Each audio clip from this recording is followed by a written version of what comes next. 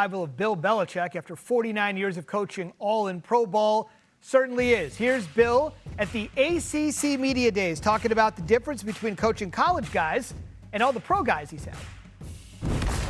The players are a little bit younger and less skilled. Sometimes that's an advantage. There are fewer bad habits to break. But I would say also the players are, I'd say, much more receptive to the coaching. As a coach, it's fun. It's fun to see players get better, and then that gives them more momentum to keep working. We're excited to see all of that manifest itself out on the field when we actually start playing football. But I think we'll be ready to start when we get going next week. And if you're wondering, that was indeed Lawrence Taylor. Tom, let's start with you. Biggest question mark in year one for Belichick in North Carolina? How do you establish a culture with 70 new players when you're essentially holding open tryouts during fall camp? I think it's going to be fascinating to watch the construction of this roster. The defensive front seven is almost entirely almost entirely made up of transfers. They've got a lot of returning experience in the secondary. That's going to be the strength of their team, and they got to figure out who their quarterback is going to be. I think this is going to be a fascinating experiment to watch, because I think one of the biggest challenges in today's roster construction is you have your core foundational pillars, and how are you now supposed to create all of that with a revolving door in the transfer portal? And it's hard. It's really hard, more so now than ever before, as Bill Belichick has entered into college football. I like the addition of Gio Lopez. I think Max Johnson and Gio Lopez will battle it down to the wire. But they got better through the transfer portal in some areas. We just don't know yet the team that we're going to see on the field because there's so many brand new parts. And they don't know yet either. Think about it. You said there's 70 new players, 42 new transfer players that came in, 40 left the program. And so, number one, you're trying to build a culture with new players. But even if you do, go back to Colorado with Coach Prime his first year. They started off hot, but they ended up 4-8. And so my real question is, will the Belichick way, the Patriot way, be able to succeed in college football? You saw on your screen, Freddie Kitchens, NFL coach. They have NFL personnel. You ask Gio Lopez, he says, hey, we're watching Patriots film. I get it. That might have worked with Tom Brady, but Tom Brady's not on this roster. So my questions really are, will the Patriot way be able to permeate and translate to college football? We'll see what happens in the appropriately titled Chapel Bill. It's one of the most interesting stories, obviously, in college football. Let's keep it in the ACC. I want to get your dark horse picks, because it feels like after watching you guys, Tom, I know you were down there in person, it was like Clemson and everybody else. That just seems to be the narrative. We'll see if that's what indeed happened. So give me a dark horse here that, Tom, let's start with you, that has an opportunity to really make some hay in this league. Dave Doran's going to kill me, guys, for saying this, but I got to go with NC State, because every time nothing is expected of NC State, they have a great year.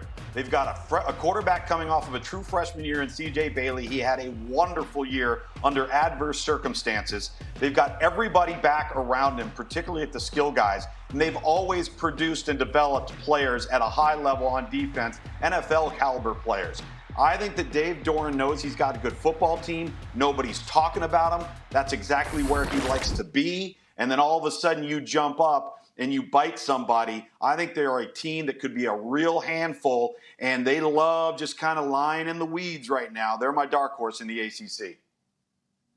Well, I will go Georgia Tech for similar reasons, except for Georgia Tech has already proven it on the national stage. Think about it. You talk about continuity in college football. They're returning their starting quarterback, Haynes King, their star running back, Jamal Haynes, their offensive coordinator just signed a 2-year extension, Brett Faulkner, who, when he joined the team, not only did he lead them to a 14-point increase in points, but the last 2 years they've been top 2 in rushing offense in the ACC. They beat Miami. They beat Florida State. They took Georgia to, 8 overtime? They might still be in overtime versus Georgia right now. This team is confident offensively. They have continuity. And, oh, by the way, they just added Blake Gideon, who's been at Texas the last 4 years, to be their new defensive coordinator. I think Georgia Tech, they are the dark horse in the ACC. I'll go. First, I would like to, I congratulate them on a win. But, it's not no real win if y'all ain't beat us. So, but I'm going to congratulate them on their win, but this year it's going to be different. All right, Sam, is their title invalid? Hey, it's not invalid, but I love it. Spoken like a true competitor. Of course, the title is valid, and part of me wanted to be like, okay, being salty from a loss, but if you're a player at Michigan, you're saying, hey, you have to go through us, and you didn't last year. And more so, this is more looking towards the future. What will Michigan do versus Ohio State this season? Ohio State lost so much talent last year. But yes, it's a valid championship for sure. But I love the rivalry. I love the competitive fire that you hear from both teams. They don't like to say each other's names. They talk about the team up north. And that's what I love about college football. Teams say, okay, you can win all you want, but until you beat us, it doesn't matter in my book. It is great. The continuation of the great rivalry will be November 29th, but who's really looking forward to that? Only everybody. Elsewhere in the Big Ten, Iowa, Kirk Ferentz, longest tenured coach in America, about to become the Big Ten's all-time wins leader, on his quarterback expectations. Quote, I know we'll be much improved at quarterback. That's not a knock on anybody, but if you just go back and chart the games the last 2 seasons, 3 seasons for that matter, we've had bad health there, we've had bad fortune, bad luck, and quite frankly, playing with some guys that weren't ready to play at this level. This is an incredible admission because he had been very supportive, Tom, of Spencer Petras and Deacon Hill and a lot of the guys he was trotting out there that everybody knew were not ready to play, and Coach finally admitting that. But now they have reached down to the FCS level, and they have gotten a guy that they are really excited about. Yeah, Mark Gronowski out of South Dakota State. I had them in a playoff game a couple of years back. Really impressive. In fact, you could make the argument there is not a more experienced, high-level production player at the quarterback position in the transfer portal than Gronowski is. 55 starts, 93 touchdowns at the highest level in an elite-level program at the FCS level. I think he's a perfect fit. They improved last year on offense under Tim Lester. I think they're going to improve even more, but the schedule's more difficult for Iowa this time around. Yeah, and you're right. It's a good cultural fit, too, and I know a lot of people in Iowa are very excited to see this guy. A lot of people were really excited when Clemson got Cade Klubnik, and his performance has markedly increased over the last 2 seasons. But despite all the stars next to his name, he knew there were some doubters. But the only guy that mattered never doubted. After my sophomore year, when everybody kind of told me I sucked and wasn't very good, and a lot of people wanted me out of Clemson, and Coach Swinney pulled me into his office and told me, Cade, I believe in you, and let's go to work. When he could have gone and done what a lot of other coaches would do, but didn't, and pulled me in tight and said, I believe in you. I'll never forget that moment.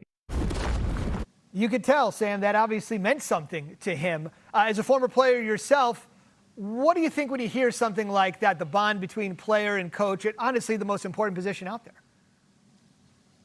I think about the Pygmalion effect. I think it talks about how a coach's belief in a player can elevate that player's game. And I think that's what we're seeing with Dabo Swinney and Cade Klubnik. Cade Klubnik was one of the most winningest quarterbacks in all of high school, but he got to college and it wasn't the same, at least early on. What did Dabo Swinney do? He added pieces around him. Some of these pieces, Bryant Wesco, TJ Moore, were freshman receivers last year. Others were guys like Garrett Riley as a coordinator in 2023 and Matt Luke as an offensive line coach. And so it went from not just talking about believing in a quarterback to actually putting the action towards it. So that's why Dabo Swinney has a lot of respect amongst players. And that's why you're seeing Cade Klubnik have the increase in his play that you saw from last season. I don't know what the Pygmalion effect is, but I'm going to look it up after the show for sure. You have definitely piqued my interest when it comes to Penn State. Now, we know the deal with them, right? They made the CFP, but the whole thing with the Big Ten and the SEC is they control the future of the sport. Is it 8 games? Is it 9 games in conference play? Coach Franklin has coached in both leagues and offers this analysis. Everybody has to play the same number of conference games.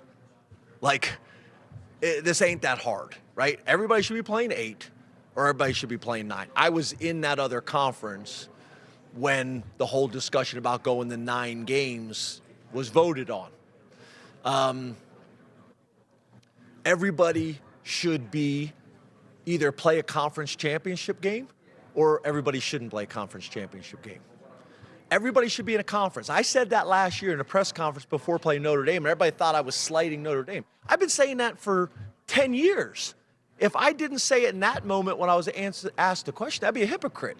I'm going to say it now because I've been saying it the whole time. And that's not a knock, but you're asking a group of people to get into a room and decide the best 12 or 16 teams in college football, and you're not comparing apples to apples. I mean, everything Coach Franklin says, Tom, makes sense, but the bottom line is you still have to give the SEC a legitimate reason to go from 8 to 9, and nothing he said there really provides any reason. That's exactly right. And the latter part of his statement right there, as he's referring to the committee and the people in the room, they have not provided a deterrent for scheduling until, let's just say, an SEC team misses out on the college football playoff and they point directly to the schedule. Well, there's your deterrent. There's your motivation to move forward and move to 9 games. And until that happens, what's the motivation for the conference to do that as opposed to putting a cupcake in there in the bottom third of your schedule to give you a breather when everybody else doesn't have that breather?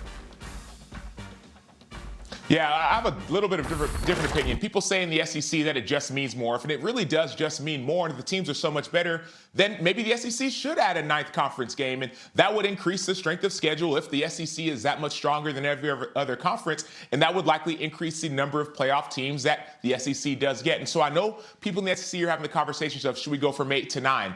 Like, that piece is, okay, maybe go to 9 if it means more. Now, on the Big Ten perspective, it's almost like we should automatically have all these qualifiers because we have 9 games. I don't agree with that sentiment either, right? You could look at some of the games that are in that 9-game conference schedule and say, hey, man, these aren't as tough as some other conferences, right? And so for me, SEC, if it really does mean more, go up to a 9th game. And the Big Ten, I don't think you should be complaining, because I don't really believe it's apples to oranges, right? I think they're a different kind of comparison. I'm sure you guys don't know too much about UCLA, but our football program, but we're in LA.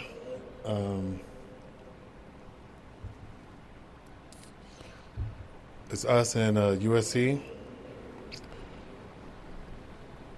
We I'm